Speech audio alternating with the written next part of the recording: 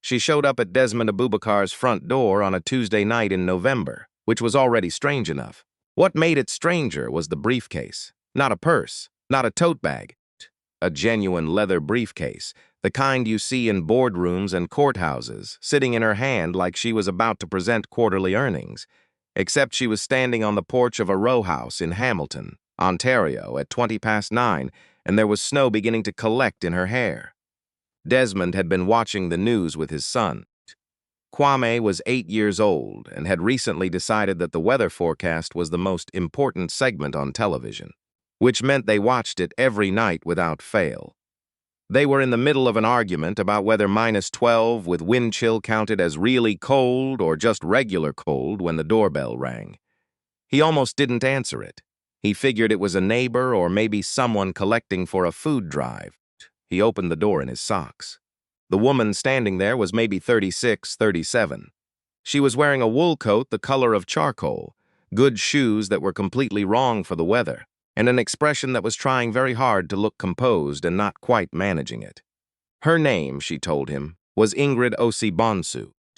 She said it the way people say their names when they've practiced the introduction. Steady, deliberate, no room for mispronunciation. Desmond said, "Can I help you?" She said, "I think so. May I come in?" He should have said no. He looked back at Kwame, who had abandoned the weather forecast and was now standing in the hallway in his dinosaur pajamas, staring at the woman at the door with the particular intensity children reserve for things they find genuinely puzzling. "5 minutes," Desmond said, and stepped aside. He made tea because it was November, and she was shivering and he'd been raised to offer something hot to anyone who came into his house. She sat at the kitchen table and he stood with his arms crossed, and Kwame sat on the counter next to the toaster until Desmond pointed at the living room without looking at him. Kwame went, slowly. Ingrid Osei-Bonsu set the briefcase on the table. She didn't open it immediately. She looked at her tea, then at the wall behind him, then at him. "My father passed away 6 weeks ago," she said. "He left a will." "I'm sorry for your loss," Desmond said. "That was automatic. It was what you said." "Thank you." She didn't dwell on it. "The will has a condition. In order to inherit his estate, the company, the property, everything, I need to be in a committed relationship. Legally recognized, engaged or married." She paused. "In 7 months." Desmond waited. "My father was traditional. He believed a woman needed. He had ideas about what made a life complete." Her jaw moved. "I disagreed with him my entire adult life. But he's gone now, and disagreeing with him doesn't change the legal document he left behind." "That's a difficult situation," Desmond said carefully. "I'm not sure what it has to do with me." She looked at him then, properly, and he had the feeling she'd been rehearsing what came next for a while. "I work in real estate development," she said. "I've been watching your renovation work for 2 years. You did the Garfield Street project and the Gage Avenue restoration. Both times you brought properties back from complete disrepair and did it under budget. You have a reputation for being honest, which is rarer than it should be in this industry." "Thank you. I need a husband," she said, "or at least an engagement. 7 months. After that, the estate is mine, the condition is satisfied, and we can part ways. I have a contract. I've had a lawyer review it. There would be compensation for your time." "Stop," Desmond said. She stopped.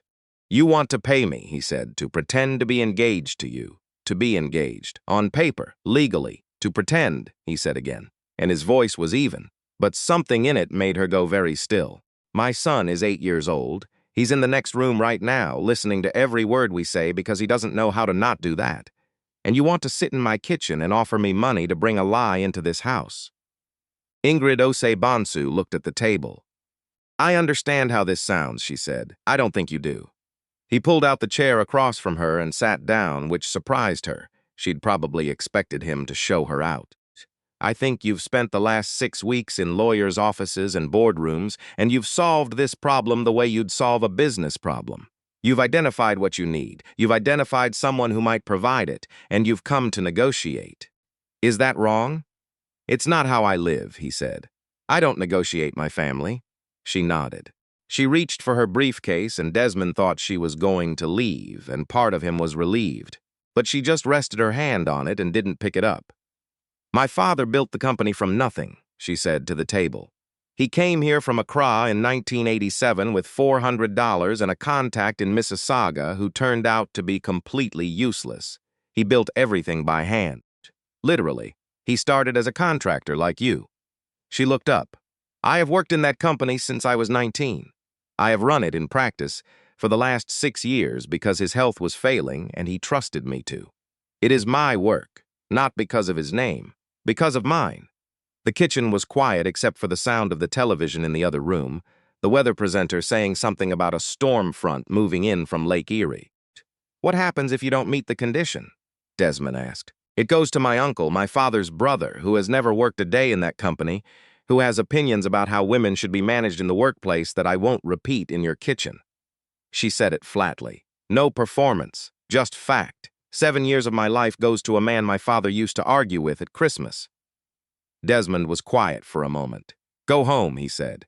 She blinked. I'm not saying no forever, he said. I'm saying go home tonight. Come back on Saturday in the afternoon, not with a briefcase. And if you want to have a real conversation about this, we can, but I'm not signing anything tonight, and I'm not making any decisions in front of my son. Ingrid Osei-Bonsu looked at him for a long moment. Then she nodded once, picked up the briefcase, and stood. She thanked him for the tea. At the door, she paused and said, You really did do exceptional work on Garfield Street. I know, he said. Good night. He stood in the hallway after the door closed and listened to the silence. Then Kwame appeared in the doorway. Dad, who was that lady? Someone from work. She had a briefcase. A lot of people have briefcases. Kwame considered this with great seriousness. She looked nervous, he said. Go to bed, Desmond said. She came back Saturday. No briefcase. She was wearing jeans and a green sweater, and she looked somehow more uncertain than she had on Tuesday, which told him that the briefcase had been armor, and without it she wasn't entirely sure what she was doing here. He had Kwame at his sister's for the afternoon. He made coffee. They talked for 2 hours. Not about contracts or timelines. About her father, what he'd actually been like, the arguments they'd had, the ones she'd won and the ones she hadn't. About the company, what it did, what she wanted it to do. About Desmond's work, about how he'd started, about Kwame's mother, who had died 3 years ago from an illness that moved faster than anyone had expected or prepared for. At some point, Ingrid Osei-Bonsu said, I'm sorry. About your wife, her name was Adieze, he said, and then stopped because he realized she'd flinched and he didn't understand why. She said quietly, My middle name. He looked at her. It's a coincidence, she said. It surprised me. He nodded slowly. He didn't say anything else about it, neither did she. But something shifted very slightly in the room. Before she left, he said, I'm not going to sign a contract. She nodded, resigned. But I'm also not saying no, he said. What I'm saying is this, if this is going to happen, if we're going to tell people we're together, then it can't be a performance. Kwame is smart and he pays attention and he's already lost his mother. I won't bring someone into his life who's going to disappear in 7 months and leave him with another absence. Ingrid looked at him steadily. What are you proposing? That if we do this, we do it honestly, not to each other. To the world, fine, we play whatever role we need to play. But between us and in front of my son, we're honest. You're here because of a complicated situation. You're my friend at first. Maybe something else, maybe not. But he doesn't get lied to. That seems harder than the contract, she said. It is, he said. Most things worth doing are. She was quiet for a moment. Then she said, okay, it was not easy. Ingrid Osei-Bonsu was, as it turned out, a person who had strong opinions about how dishwashers should be loaded, who answered emails at 6 in the morning, and who used the word deliverable in casual conversation without appearing to notice. She was also, when she wasn't in boardroom mode, unexpectedly funny in a dry, sideways way that caught Desmond off guard the first few times. The arrangement they settled on was simple on paper. She would spend time at the house, dinners, weekend afternoons, enough that the relationship looked real to anyone paying attention. She would meet his sister, his friends, the people whose opinions mattered. He would attend events with her, be introduced to her professional circle, stand next to her at the kind of functions she needed to be seen at. Kwame was told that Dad had a friend named Ingrid, who was going to be around for a while. Kwame said, Is she your girlfriend? Kwame said, Does she know how to do voices? Desmond blinked. What? Like cartoon voices. Character voices. Mrs. Patterson at school can do 7 different voices when she reads to us. Desmond had absolutely no idea how to answer that. He said he would ask. He asked Ingrid the next time he saw her. She stared at him for a moment, and then she said, "I can do one." A very bad Scottish accent. "That's it. That might be enough," he said. It wasn't. Quam's verdict, delivered with the unsparing honesty only available to 8-year-olds, was, "It sounds more like pirate." But he laughed while he said it, which was the first time Desmond had seen him laugh in front of Ingrid, and he noticed that Ingrid looked, just for a second, like something had loosened in her chest. The trouble started around week 6. There was a gala, one of those downtown Toronto events that Ingrid's company sponsored. The kind where everyone knows everyone and conversations happen in the space between the wine glasses and the handshakes. Desmond's was there in a suit that still fit because he hadn't aged into anything comfortable yet, and he was standing next to Ingrid when her uncle, Kwesi Asante, found them. The man was 62 years old and had the energy of someone who had never once been told no and had built an entire personality around that fact. He shook Desmond's hand with the grip of someone making a point. He looked at Ingrid with an expression that managed to be both dismissive and proprietary. "Your father would have called earlier," he said to her. "You waited until the 11th hour. My father's will had a condition," Ingrid said pleasantly. "I'm meeting it." "You're scrambling," he said. "Restoration and renovation," Desmond said. "Construction," Asante said in a tone. "Restoration," Desmond said in the same tone exactly. Ingrid's hand found his arm, not a grip, just a hand. He wasn't sure if it was for his benefit or hers. On the way home, her driver his choice to take the subway, they compromised on a cab. She sat looking out the window for a while, then she said, "Thank you for not backing down. It wasn't hard. It is for some people. Men get quiet around him. They get deferential." She paused. "It makes him think he's already won." "He hasn't," Desmond said. She looked at him sideways. "No," she said. "Not yet. The night things actually changed. It wasn't dramatic. That's what nobody tells you about the moments that matter. They don't announce themselves. Kwame had a nightmare. 3 in the morning, that specific hour when everything feels slightly unreal.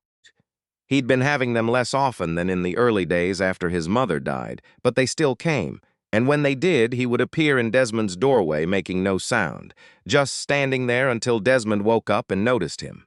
This night, Ingrid was staying over. She'd missed the last train after a work dinner ran long, and Desmond had offered the guest room. Kwame, in the dark, got turned around in the hallway and ended up at the wrong door. Desmond found them 20 minutes later.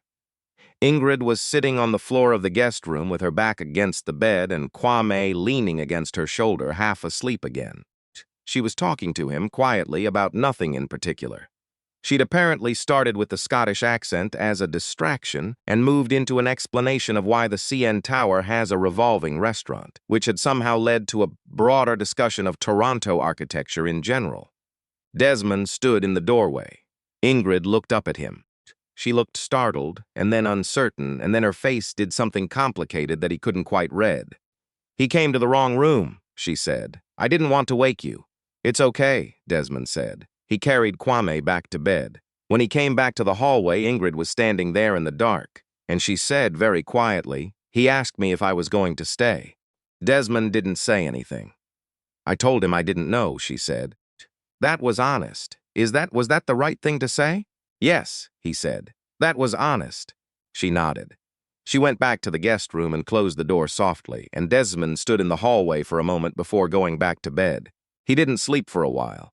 The problem was not dramatic either. It arrived as a phone call on a Thursday afternoon while Desmond was on a job site in Brantford and had sawdust on his jacket and his hands were cold because he'd left his gloves in the truck. The call was from a woman named Cecily Drummond, who identified herself as the Director of Communications for Osei-Bonsu Holdings. She said that Ingrid had taken a meeting that morning with representatives from a competing development group, a Vancouver firm that had been trying to acquire the company for 3 years, and that she had done it without telling her senior staff. Desmond said, "Why are you telling me this?" Cecily Drummond said carefully, "Because I thought you should know that the meeting included a conversation about a potential acquisition offer, and that if that offer is accepted, the will's condition about the relationship may become irrelevant, since the company would no longer exist as a separate entity. Desmond thanked her and hung up. He stood on the job site for a while, cold wind coming off the fields, and thought about what Ingrid had said to him in the cab after the gala. He thinks he's already won. He thought about the 7 months and the contract she'd never gotten him to sign, and Kwame asking if she was going to stay. He called her. She answered on the second ring. "I was going to tell you. I know," he said. "It was just a meeting. I was exploring options." "Options," he repeated. Silence on the line. "Ingrid," he said, and it was the first time he'd used just her first name, without the weight of everything behind it. "Don't do this. You don't understand the pressure. I understand that you've spent 6 years running a company and now you're considering handing it to strangers in Vancouver because the fight is hard and your uncle is exhausting and you're tired." He paused. "I also understand that that is not what your father built." Longer silence. "He built it for me to protect," she said finally. Very quiet. "Then protect it." She didn't say anything else for a while. "Then the meeting is over. I didn't agree to anything." "Good, Desmond." Another pause. "Why does it matter to you, the arrangement?"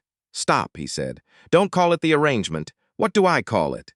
He looked at the field. A crow was sitting on a fence post about 20 meters away, watching him with mild interest. "I don't know yet," he said. But not that. She disappeared for 2 weeks after that. Professionally, she was present. Desmond heard from Cecily Drummond's counterpart at a building association event that Osei-Bonsu Holdings had formally declined the Vancouver offer. But Ingrid didn't call. She didn't come by the house. She sent a brief message saying she needed time to think, and Desmond gave it to her because that was the only thing he could do. Kwame asked about her on day 9. Casual in the middle of breakfast, the way kids ask things when they've actually been thinking about them for a while. "Is Ingrid coming this weekend?" "Not this weekend," Desmond said. Kwame pushed cereal around his bowl. "Did something happen?" "She's busy." "Oh," another circle of the spoon. "Is she coming back?" Desmond looked at his son. He had a daisy's eyes, that particular brown that caught light in a specific way, warm and exact. He had her habit of going still when he was thinking hard about something. "I don't know," Desmond said. Kwame nodded like that was a real answer, which it was, and went back to his cereal. "She came back on a Sunday in February. The snow was that particular midwinter kind, not fresh, not romantic, just gray and determined." Desmond was on the porch with a coffee because he liked the cold in the morning, a habit Adaze had found baffling and that Kwame had recently decided was actually reasonable. He heard the car before he saw it. She got out and stood on the sidewalk for a moment looking at him. No briefcase, no wool coat, just her winter jacket, the practical one, the kind you buy because it keeps you warm and not because it looks good. She came up the walk. "I sold the Vancouver option," she said, "and I went to see my uncle. I told him that whatever happens with the will, I will be running my father's company, that I have been running it, and that if he contests the will, I will fight it in every court available to me and take long enough doing it that his own children will be embarrassed by the association." Desmond said, "How did he take that?" "He called me a difficult woman." "Was that the first time?" Something moved across her face.